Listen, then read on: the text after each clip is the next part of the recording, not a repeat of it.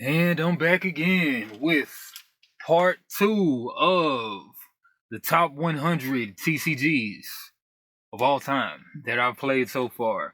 I haven't played probably 1/3 of the TCGs that I own, so there's still way more room for differences. So hopefully I'll come back in like another 2 years with a new updated list. But anyway, starting with number... Me and my homies breaking night, trying to keep it true. Out on the roof, sipping 90 proof and eating like the old school. Alright, here we go. Number 90, Rift Force. This is actually made by the same guys who made the award-winning Auto Battler Challengers. Each player with this gets 4 summoners, and all matching colored numbered cards are elements. And shuffle into a deck, and then draw 7. And then actions are 1, play new numbered cards to the Rift, and play up to 3 elementals from hand. Must all be the same symbol. Or 2, you can activate elementals on Rift, discard a card to activate up to 3 elements, same number or same symbol. And then number 3 action you can do is check and draw. First player to 12 Rift Force triggers in game. So we'll kind of even look at the back of the box. So yeah, play new elementals with the same number or the same guild. So kind of like a base game though. Kind of like your common 3 base game. But this one actually has like 1, 2, 3, 4, 5 bases instead of 3. Some base games are 5, some are 7, some are 3. But yeah, like, you know, like a base game, you add the numbered like elements, and then you've got elementals. They're both one and the same, elementals and elements. And then like these heroes that you draft, those are gonna decide what those powers and such do whenever you lay the cards. So cool game right there, cool base game. And it's by Capstone and One More Time Games, the guys who made Challengers. Alright, on to my number 89, another summer. Sound of the funky drummer. Sieg Storm. Sieg Storm. Alright, played this one time as well. Wish I could play these games more, but hey, a lot of them have only gotten played one time. Alright, so this game, it's another 3-lane game, but it actually has like vertical lanes as opposed to horizontal lanes, so you're kind of going up and down the lanes. Some people say that's MOBA style. All cards can be used in several different ways, and that enables many tactical approaches and exciting fast last-minute reversals. By default, the game is played on two constructed decks of 34 cards each. Here we have one of the cards, a zombie. That's a 0 drop. And then you can play it as a unit or as like a spell, like an action. So that action would deal 2 damage for every zombie on your track. So like if you're playing zombie deck, you can use it to be a zombie or to be the spell. And then a passive of the zombie is spend 3 currency, take a zombie card from your casualties to your hand. So discard, back to hand, and it swings for 1, and it's a 0 defense. Alright. Cards go on like that. This is like a necromancer type of deck right here. And I think there's also like an angel type great art right here. Love these all-in-one type of dueling card games for real. I kind of lean towards those more than actual buy booster boxes and all that crap. Back of the box. It doesn't really tell the story, but it's like there's like both players, they have like a lane. Then there's like a lane that meets up like in the middle and trying to get your stuff up to the top and then hit the opponent's base or whatever. Something like that. Nice, good fun there. Alright, on to the number 88. You was getting chased to your building, calling my crib, and I ain't even give you my numbers. That would be Lightseekers. Right, got a few loose Lightseekers cards here. Yeah, so Lightseekers, played this one over 5 times. this is like a more simpler and more like accessible version of the previously mentioned Warhammer Champions game. They both have the rotating four corners mechanic. Cards come out vertically legible, and then you rotate 90 degrees at the beginning of the turn, if the card allows you to do so. And element circles are the resources on Avatar that allows you to play action and combo cards that require the elements. And then there's like attacking and healing action cards. There's buff action cards. Rotate anti-clockwise if a tap symbol, and then deal X damage to opponent. And then items like equipment can provide elements. So what all that means is, okay, so it's like combo attack. If you have these elements in here that you have ready, then you can deal 10 damage to the opponent. I'm sure that there's only like, I think it was like 25 life or so, 30 starting. Combo defend, you'll heal 7 by playing this action card. And okay, so this is a hero. This is your avatar, the only like unit type of thing going. And then this guy will. Okay, so he comes with these elements or whatever, and then that's his main one, I guess. And then ability, heal any hero for 1. This can't be increased by effects, and it has 30 life. All right, on to my number 87, the top pill, back. You know what it is. Dragon Ball Super. Now, this is like the 3rd Dragon Ball game, like, or maybe technically 4th, including Animehem, to be hitting the U.S. market. Japan has had more, I believe. But Dragon Ball Super card game, Bandai. Played this one over 10 times. Came out in 2017. And with this one, you're going to have one leader that's going to be your commander. They'll start the game like in like the command zone. And then once you hit a certain threshold of being taken damage and such, you'll be able to cast that commander, which, I mean, it's called a leader. But yeah, perfect example right here. Rampaging Great 8, baby. So like it'll start in the unawakened form. Then once you hit that threshold to awaken, then it will awaken, flip to the backside. And then baby says auto, when this card attacks a leader, you draw 1 card. And then upon awaken, when your life is 4 or less from the starting 8, I believe, then you may choose up to 2 energy, switch them to active mode, and flip this card over. 10,000 power, baby, Machine Mutant Baby Saga. And then on the other side, like it becomes a 15,000 versus a 10,000. And auto, when this card attacks, draw 1 card, then choose one of your battle cards and one of your opponent's battle cards, and they both lose 10,000 power for the duration of the turn. So pretty much swings the turn for you. And yeah, so there's 50 to 60 card decks. There's battle cards, unit cards. No. Battle cards, those are like your units. Extra cards, those are like your sorceries. Instants, unisons, there's something like planeswalkers for the people who know Magic the Gathering. And there's a 7-card Z deck, which is like an extra deck. That's something new to me. I haven't played with the Z decks. But 1 Z leader also, and like up to 6 Z battle cards for that extra deck. And then there's 8 life. Those are like prize cards, shields, if you will. And then Leaders Awaken, flip over to the more powerful side. Often when you're down to 2 or 4 life. There's combo cards. By tapping ready units on your field and sometimes spending resources to make a unit deal huge damage.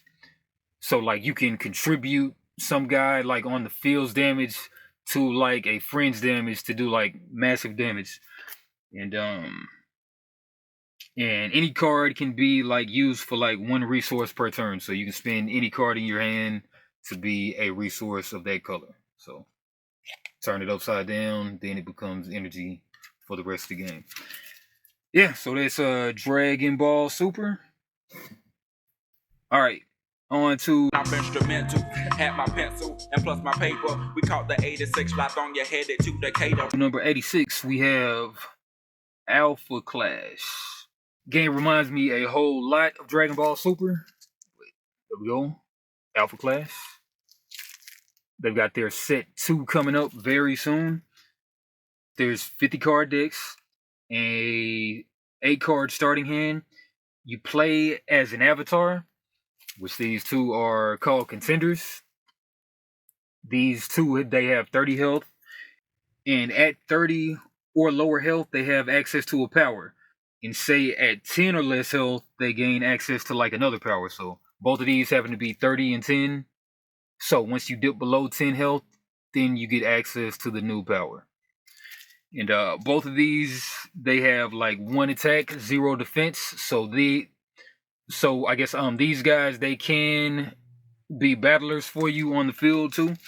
And then any card, again, can be like a resource in this game. Just put it upside down. And creatures have no summoning sickness like in this game. So normally, like a lot of these games, when you play a unit, they can't attack that same turn. They've got to wait a turn. But in this game, they can come out and attack instantly.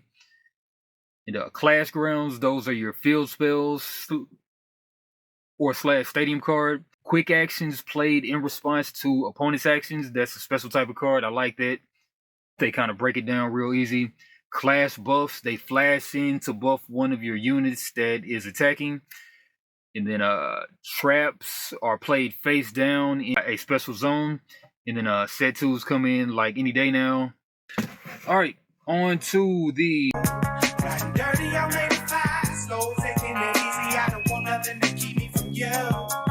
This is an oldie but a goodie. Heresy, Kingdom Come. My guy Jeff from 2Player Tuesdays, one of the first guys coming out. He used to drop 3 hours, gave me this one. But yeah, this is a game from way back in 1995, one of the first CCGs. With some bombastic art, tarot-sized cards. And then this is one of the first also that has like, and then look at that CGI back then, that reboot looking, but excellent reboot looking CGI. Love that. And then this is a game that has 2 sides of the field. One of the sides is Earth.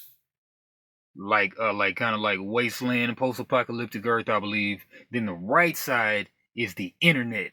The story's crazy. Like it's like angels. Story's crazy. But yeah, let me read this up though. Okay, the story is heaven has fallen, and the angels trapped on Earth are trying to use the Matrix, aka 1995's internet, to open a gateway into heaven. There are 6 basic types of cards. Left side of the board is Earth, right side is the internet. Crazy game. A lot of stuff to it. I've only played the one time, maybe like 1.5, maybe twice. But yeah, do thoroughly like enjoy this game, but there's a lot to it though. I mean, some of this art.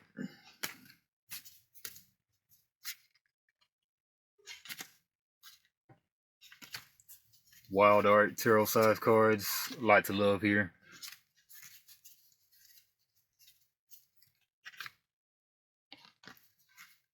There's like pharmaceutical usage. I love it. I think there might even be some nipplage going on too. But yeah, that's Heresy, Kingdom Come. That is the number 85 going into number 84. If I got 84s, poking out at the club, I'm showing out. I'm a player, ain't no doubt. Kaijudo / Duel Masters, the only Duel Masters I've ever played, which is like basically the same game. Kaijudo is actually like a reboot of Duel Masters because Duel Masters didn't do so hot in the US, but Duel Masters is still ongoing in Japan. And then Duel Masters was made to be like a simplified version of Magic the Gathering. It's quick turn order, like 6 things, and then like you're right off the play. So untap is like you got tapped cards which are turned 90 degrees, showing that they've been used. Then you untap them, put them vertically oriented. Draw a card. First turn, first game, first player skips this. Charge the M word. I'm going to talk about the M word later. But the charge energy, and then put one card into your hand, into your M zone, and then summoning cast. And this is the 5 shield system, so Duel Masters, I think they're the ones who started the 5 shield type of game, where like you'll put out 5 of your cards that are like the top of your deck. They'll be shields, and that's pretty much your life counter. So oftentimes once you get hit 5 times, you'll lose a shield each time, and then you get hit one more time, then you lose the game. Many games are like this now. Probably like 1/3 of the games are like this now. So all came from Duel Masters / Kaijudo. Can't complain about this game. And like any card can be played as land. Provides that color of energy. Can cast card as long as you tap at least one of that color and pay like enough. And some cards have blocker, but most cards do not. And then you can swing into a shield. If it has shield burst, then that shield burst gets procced. Procced means it happens. And hit 5 shields and +1 to win. So like some of these cards examples. So this one costs 3. And you've got to tap at least 1 green to play this. It's a creature, 2,000 life. It will swing into the opponent's shield. And then if somebody has blocker, then it can block it. But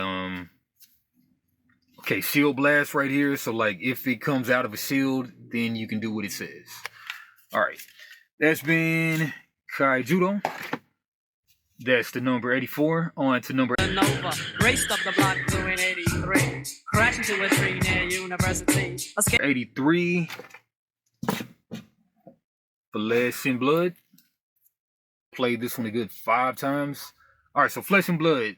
Funny thing, I don't think I even have opened any Flesh and Blood in my life.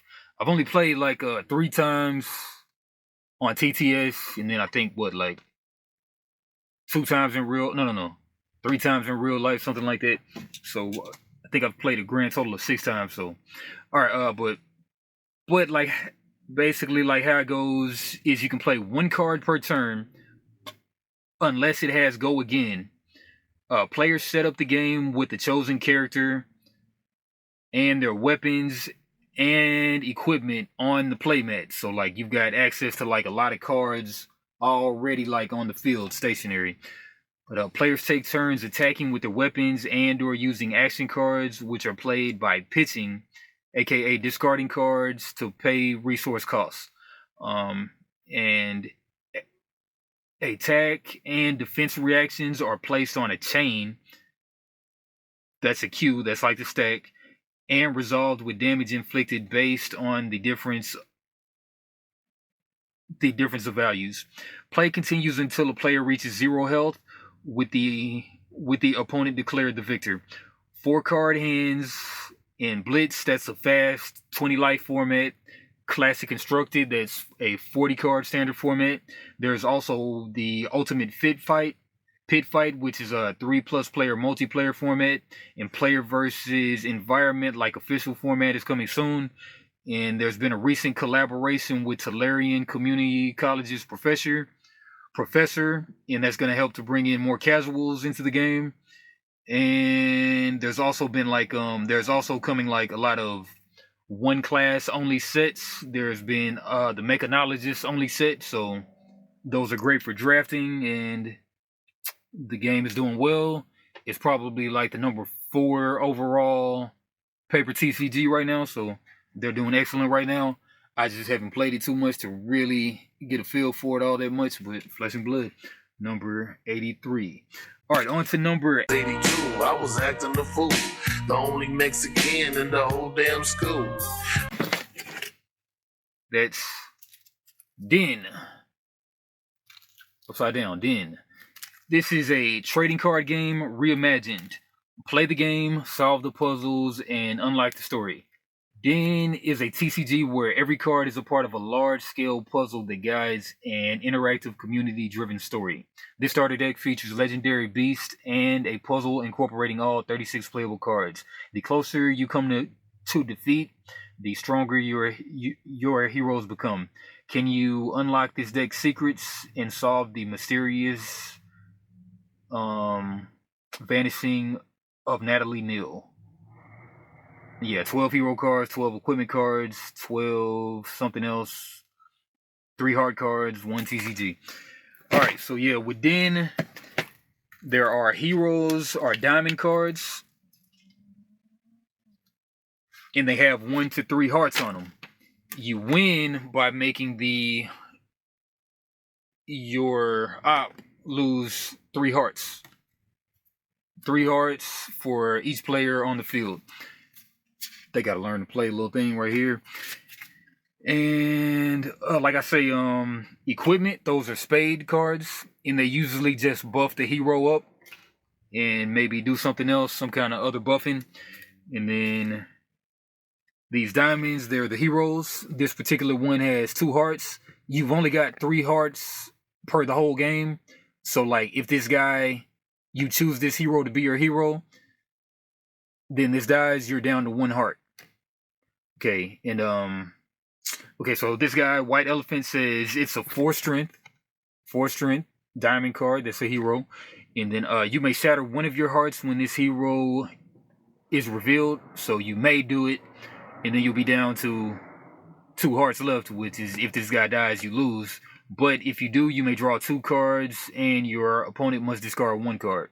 But like, if this guy doesn't die and you win this round, then you don't lose the 2 hearts. So that's the trade-off. Great Sphinx, she's worth 3 hearts. You could lose the game messing with her real fast, but she's a 6 power though. And then besides heroes, there's like an assortment of heroes, and then equipment. Those are the equipment. Those are the spade cards, like I said.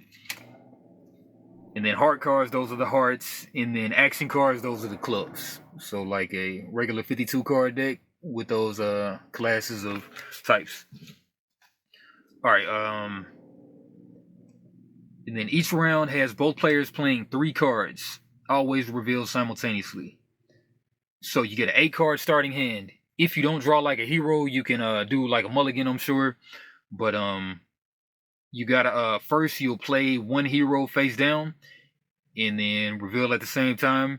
Second thing is to play an equipment or action card face down and reveal at the same time. And then third, you play like another equipment or action card face down. Highest total wins the round, and the loser loses hearts, equal to how many hearts are on the hero that's active. And then every card in Den is part of a puzzle. Kind of read that.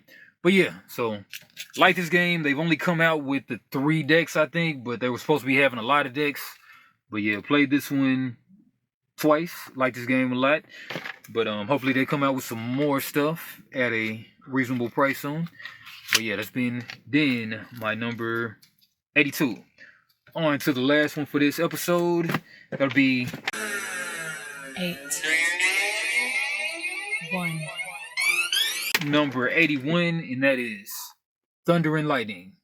Shout out to the board game captain, put me up on this. He has an excellent 10 top best dueling card games. I went out and bought all of those games. But yeah, this Thunder and Lightning, played this one once. Wish I could play some more. Came out in 2016. This is a game where you play as Thor or Loki, 2 players, fighting through an army. Loki's already stolen Odin's crown. Odin gave his son Thor the Ring of Power to help defeat Loki, who can control both relics and claim the throne of Asgard. Each player gets a 9-card hand, then places 3 face down in the front row. These rows battle later. Players have space for 4 rows, and if a player loses a card in a row, then cards in same column slide up to fill the empty slot.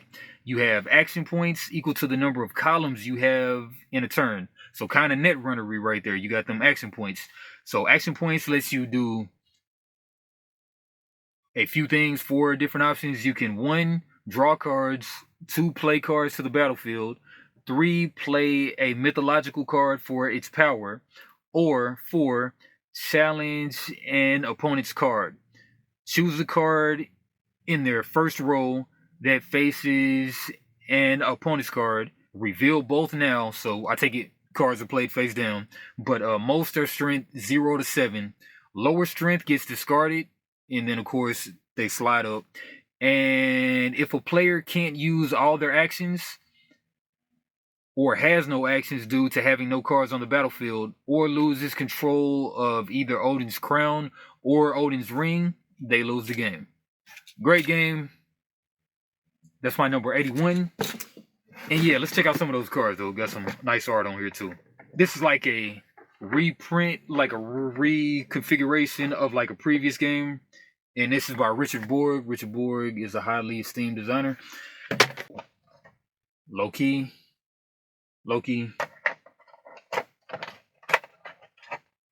Thor. Thor cards are red. Loki cards are blue. It's cool looking units. Valkyries. Move 1 card on your opponent's side to any other position, any row or column of the same side. So kind of cool, like plays like that. And then Loki, he's a big trickster. So Ravens, they're 1 powers. And then Ravens challenge a card in the opponent's first row, or challenge a card in your opponent's hand. A strength 2 to 7 card is placed face up in the ops front row, and then any other card is defeated. So all kind of cool little card interactions like that. All right, but yeah, that was episode 2 of the Top 100. Come back in a few days for episode 3. That'll be 70 through 80.